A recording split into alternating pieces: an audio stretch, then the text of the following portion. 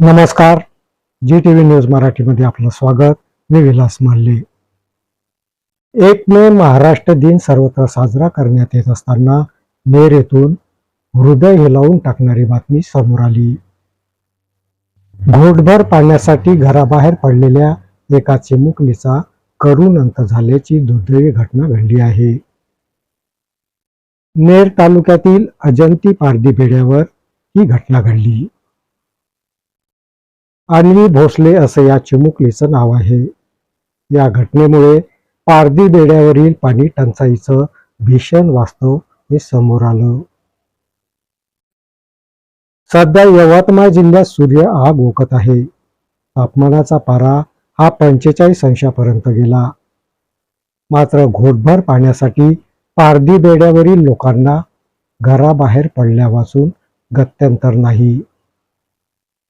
अशीच आपली तहान भागविण्यासाठी अवघ्या 9 वर्षाची अन्वी ही सुद्धा पोटभर पाणी मिळेल या आशेने घराबाहेर पडली. पाण्याच्या शोधात असतानाच अन्वीला भोवळ आली आणि ती खाली पडली. यातच तिचा मृत्यू झाला. उष्माघात झाल्याने अन्वीचा मृत्यू झाल्याचा प्राथमिक अंदाज वर्तविण्यात आला आहे. घोटभर पाण्यासाठी वणवण भटकणाऱ्या अन्वीचा मृत्यू हा यंत्रणेचा नाकर्तेपणा दर्शवितो.